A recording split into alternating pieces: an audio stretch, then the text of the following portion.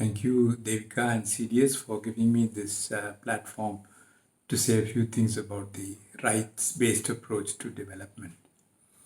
I will attempt to do this by giving you my own experience in this regard that relate to my relationship with the fishing communities. We are living through an era of overlapping and multiple crises. The crisis of development, globalization, inequality, climate change, and now pandemics. What is the meaning of a rights-based approach in such a context? It is this understanding which we are all, I think, struggling to achieve. But let me make a clarification about a very common confusion between claims and rights. They are not the same. Claims are mere assertions. A right is an entitlement. So claims become rights when you get others to agree with your assertions and also to stand by them. Now I'd like to start with my own very unexpected initiation to the issue of rights. More than 4 decades ago, as a young businessman and graduate, I walked into a fishing village to visit some friends involved in a community organization initiative in that village. It was my first visit to an occupational seashore rather than a tourist beach, and I was awestruck with the intensity of activity. It looked very chaotic to me, but I was slowly shown the order in the chaos. Many fishers were landing their sail-rigged catamarans. They brought small harvests of fish up to the beach. The buyers, the women and the men, encircled the harvest. The auctioneer commenced the auction, which was rapidly completed. The highest bidder took the fish, moved off. The fisher's wife, standing nearby, got a receipt from the auctioneer. She also moved home with some fish for the family. I was then introduced to one fisherman whose fish was just sold. Following a brief conversation, he made a request to me. Stay on in the village and help them in their struggle, he used the word yatnam, to sell fish through their cooperative. That request altered the course of my life. I never thought of selling anything to be a struggle. To me, it was a function of how well you handled the varied tasks of marketing, pure managerial task. But within 6 months of my stay in the village, helping the fishers to market their fish, I learned that selling fish was a struggle for fishers because most of them had lost their rights to the fish, which they harvested at sea with their own labor and their own equipment. Therefore, the cooperative which they had started after a long and protracted tussle against merchant moneylenders was first and foremost a vehicle to express and establish their rights to the produce of their hard labor. And only then was the cooperative an organizational structure to facilitate selling their fish. At this juncture in time, this was in the early 1970s, the radicals in development were those who advocated the need to get away from the relief approach to development and adopt the raising living standards approach to development. But my colleagues and I, we were fortunate to have another set of guidelines which defined the way we functioned in the village. And these guidelines were prescribed by a religious leader, a bishop, who at that juncture was way ahead of his times in terms of development praxis. His development mantra had 3 tenets. 1, do not provide any free assistance. 2, always find ways to assess people's real needs rather than their wants. And 3, ensure that people fully participate in decisions about matters which affect their lives. Now let me offer my interpretation of the principles behind this mantra. By not giving free assistance meant you were upholding the dignity of people by not making them stretch out their hands like beggars. Assessing real needs over wants meant people became the subjects of their own development. And ensuring real participation meant fostering collective empowerment in the community. Now, in my understanding, when you put these three aspects together, we arrive at the possibility for the community to establish and express their freedoms, individually and collectively, and through this to achieve new capabilities and valuable functionings for greater freedoms to achieve true development. This is as expounded by Amartya Sen. I believe this mantra of the bishop came very close to a human rights approach to development. Of course, my colleagues and I, we never called it by such name. What was important for us was stressing on the process of enhancing and opening of various possibilities of the community, rather than being excessively obsessed with the material outcomes of this process. Now let me reflect a bit on rights. Let me fast forward you to 1995. I was then in the Center for Development Studies. And having keenly participated in the lives of fishing communities, I had big questions and doubts about the much touted Kerala model of development of the late 1970s, which was about high quality of life in Kerala. That means, good education, health, housing, and so on, despite low per capita income in Kerala. Now, Kerala's experience was challenging the international development paradigm, which proposed that raising incomes was key to achieving better standards of life. Now, the reality of fishing communities in Kerala and in Trivandrum district in particular called the bluff on generalizing the Kerala model of experience to include its whole population. Fishing communities were total outliers in the internationally acclaimed development experience of Kerala. They continued to be socially and economically marginalized, mere beneficiaries of state welfare. And the other community which belonged to an outlier category were, of course, the tribal communities. So in a paper titled The Kerala Model, Its Central Tendency and the Outliers, published in 1995, I argued that until the 1980s, the main reason for the poor literacy, abysmal health, and deplorable housing, to mention a few quality of life parameters, was due to a combination of certain ecological, economic, socio-religious, and political reasons. The fishers were opiated about their exploitation, divided on religious lines, and also totally ignored by political processes and parties. They had never organized for collective action towards demanding their rights.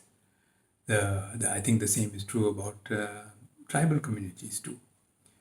Being petty producers, the left parties could never visualize them as having any revolutionary potential. And the communities also never produced tall enough leaders to demand social reform. For the state, fisheries development meant technological upgradation of fishing, cooperativization from above, and support to export processing and massive coastal fishery infrastructure. Little of this translated to social development of the fish workers. The development condition of fishing communities began to improve only in the 1980s, after they joined hands with civil society activists cutting across religious divides, and they formed the first genuinely non-party political formation in Kerala to demand for their rights by first highlighting the politics of ecologically unsustainable technology. The mass mobilization and collective action of fishers cut across religious and geographic boundaries with an exclusively rights-based agenda. without any eye on political returns. It was this process that turned the tide of fishery policy and implementation in favor of small-scale fishing communities across the state. It received the support of environmentalists, gender activists, fish consumers, the media, and civil society in general. This was the time when the Chief Minister of Kerala, Mr. Karunakaran, even took over the insignificant fishery portfolio. He realized the political gravity of this autonomous mobilization. And being a shrewd politician, he quickly ensured that their entitlements for education, health, social security measures, and housing were recognized and the appropriate organizational arrangements were created for delivery of these benefits. You see, the main lesson I draw from this experience is that a rights-based agenda of development is never a gift by the state to a community. It can only be won by collective action and political pressure. But then, once it is gained, it needs to be protected, fostered, strengthened. And this will require, among other things, good community leadership, continued renewal of grassroots mobilization, and so forth. So, resting on the laurels of past gains is the sure path for rights-based development to regress back to become standardized welfare doles based on claims. Collective action cannot be a one-time process. It needs to be dynamic, constantly refreshed, and engagingly democratized. Without this, the status of having become a citizen will denigrate back to being a beneficiary. Now, let me get to the issue of rights and emergencies, which is very contextual today. Now, consider the issue of natural disasters caused by the sea. This is an ever-present threat for fishing communities on the coastal zone. There are a whole range of disaster events, starting from unexpected high tides,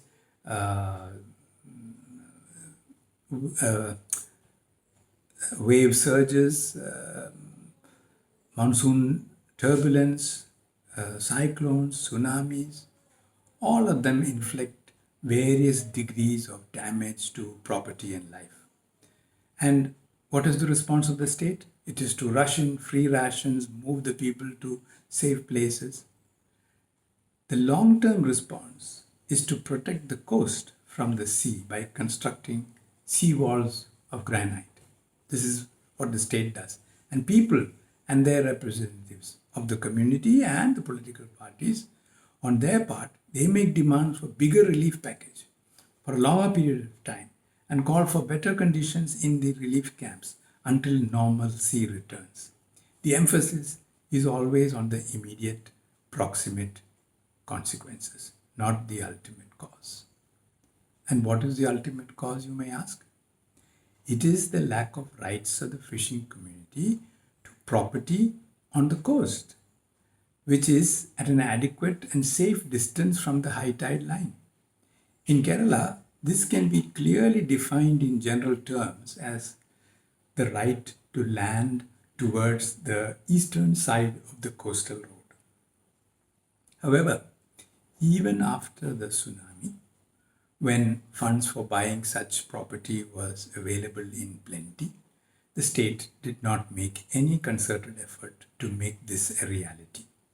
The organizations such as the church, which had land available in fishing communities to the east of the coastal road, they were reluctant to provide land for these housing rights. Sadly, even the fish worker unions were fighting with the state to retain the house sites on the coast close to the sea, which were affected by the tsunami. Instead, they should have been making an all-out pitch for implementing the coastal zone regulation at that time, with a total non-development setback zone of 500 meters from the high tide line. Insist on proper rehabilitation with title deeds and good housing away from the reach of the sea. Sadly, a lot of tsunami assistance was utilized for beach beautification projects in the coastal cities without a whimper of protest by fisher organizations or civil society. So why do fishers always become beneficiaries in an emergency? In an emergency, the state comes to have an inevitable and overwhelming presence in the disaster which is facing the community. Rights tend to be put aside and they are replaced by beneficiary-oriented strategies premised on the heightened vulnerabilities experienced by the communities during such disasters. During such harrowing times, communities themselves are also pushed into the there is no alternative syndrome. They then resort to pushing for a bigger package of relief and ask for immediate solutions, putting aside the more fundamental rights issues which are at the heart of the problem which I mentioned earlier. Finally, however, in 2020, the current LDF government is making steps to address this ultimate cause. Some close to 20,000 fishers across 9 coastal districts who live in makeshift housing within 50 meters of the high tide line are being provided land and houses for which over 400 acres of land have been identified on the eastern side of the coastal road. There is also another very deep-rooted issue of social attitudes that are at the foundation of continuing this kind of paternalistic approach to some communities. You see, the general perspective of the benevolent state has been to treat fishers as beneficiaries who are in need of assistance to overcome their numerous vulnerabilities. Now, vulnerability is seen as a symptom of their marginalization and not as a structural issue, both caused by and leading to unequal power relations in society. See, the state expects such beneficiaries to always approach it in times of need, to enjoy its largesse, and then be dutifully grateful to the state. Moreover, mainstream urban and agrarian society of Kerala still have a stereotype and prejudiced understanding of fishing communities. These people even wonder, how do fishers who are so poor and marginalized themselves, how can such fishers have concern for larger society or have any innate awareness of their social obligations to others? Fishers are not seen as citizens with the autonomy of their own. But I think the 2018 floods in Kerala put an end to this kind of attitude and narrative, at least for a while, till we came back to business as usual after the floods. The state apparatus was deeply embarrassed at the spontaneous response of fishers. They risked their lives and boats to rescue persons with whom they would never ever have come into contact in the normal course of their life. And do you know that fishers world over have a deep sense of obligation to people who risk drowning at sea following accidents and natural calamities? Many rich, upper caste, upper class Keralites in central Travancore are alive today because of that deeply engraved human concern and sense of obligation of the fishers of Kerala. Fishers became temporary heroes. They rescued 10 times more people than all the highly trained teams of the Navy and the National Disaster Management Group, whose obligation it is to rescue those in distress. The political parties were then jostling head over heels to organize events to honor the fishers and garland them with shawls. The state government announced a reward of 3,000 rupees to all of them, which the fishers very politely refused, much to the embarrassment of the establishment. I had occasion to talk to many of the fishers who were part of this rescue operation. In fact, this was at a meeting organized at the initiative of the youth in the fishing community, who brought together the rescuers and the rescued. So I asked the fishers what really motivated them to do this, and they felt it was the right thing for them to do, given the skills they had. So it was not sympathy, but rather a sense of obligation, even though that may be reading a bit too much into their intentions. As fishers had rescued people from my home district of Pathanamthitta, I was very curious to know what the fishers thought about my people there. So one fisher whom I knew personally put it across very well. He said the biggest problem were the walls that hampered the rescue process, the walls around the house. He was referring here to the physical walls, which prevented these boats reaching the people in the houses.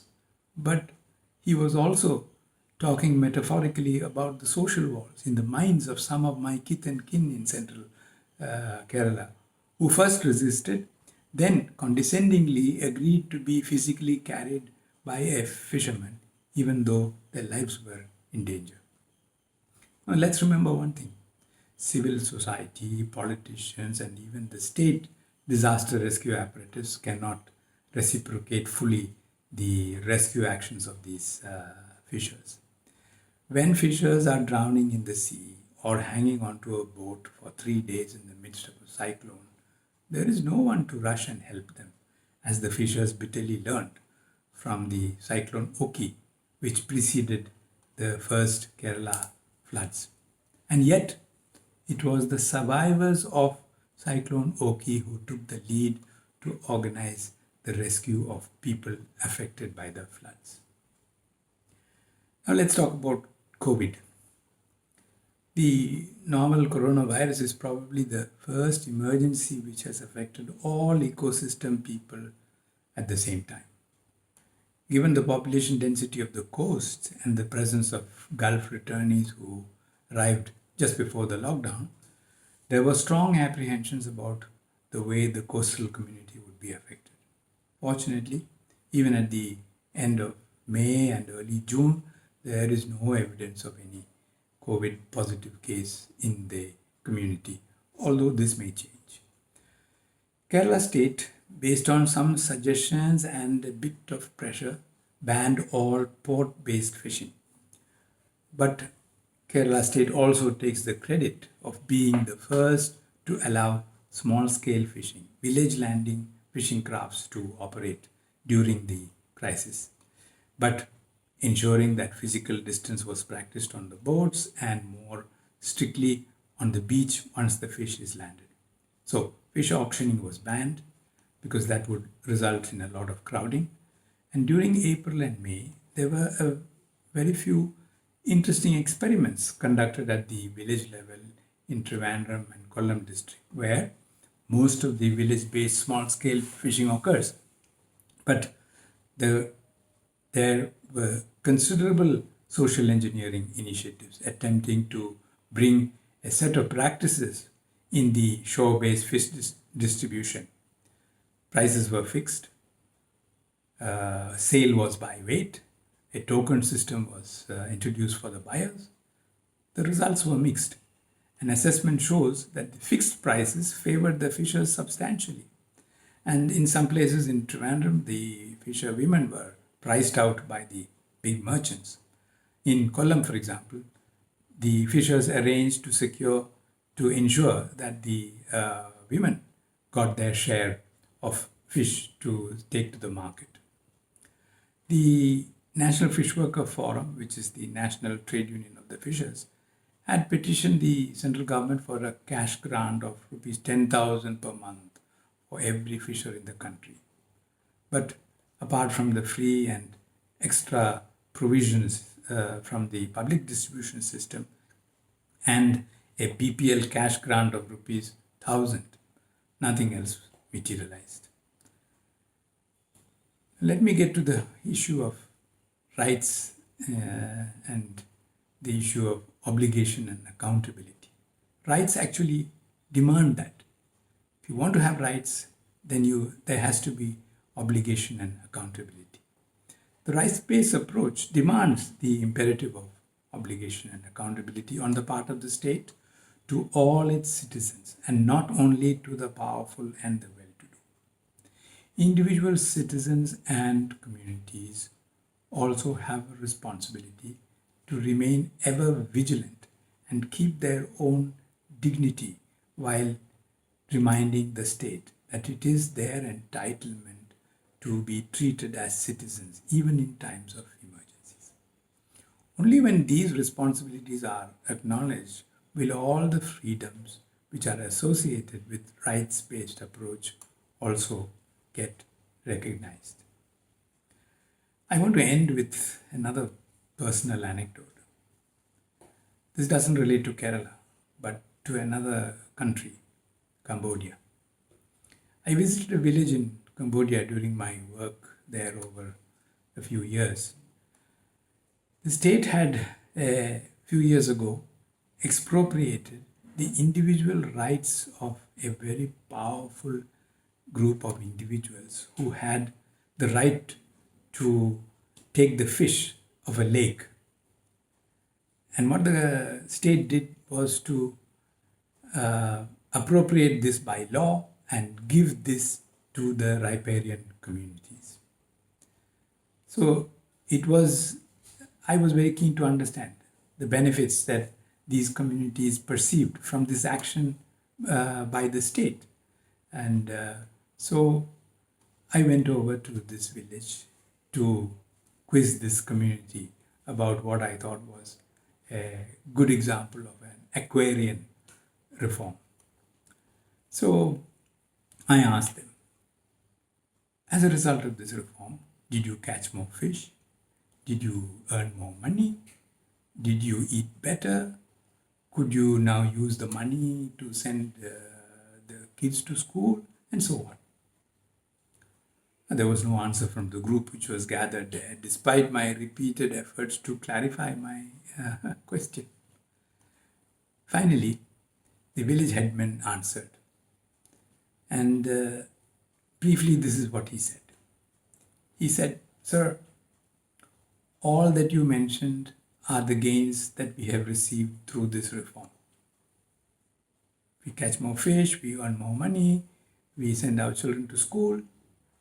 But you did not even allude to the most important gain that we had." I was taken aback. And I said, "What is that?" And then he was speaking in Khmer. So he repeated a word which sounded like Saraipiap, Saraipiap, Saraipiap. He said this 3 times. And then when I got the translation in Khmer, in English, you know what it means? Freedom, freedom, freedom. I recall vividly my deep shame and embarrassment on hearing this. Why did I think only of material benefits of the new law? Why did I think that the community was only concerned about needs and not rights? These attitudes are very deeply ingrained in us. We need to be individually and collectively aware of this. Yes, the real benefits was the new freedom which they received to access the resource, which was denied to them so far by the private individuals. All other material benefits flow from this basic right of freedom. I suspect that Amartya Sen must have talked to this headman before he gave the title of his book, Development as Freedom. Thank you very much.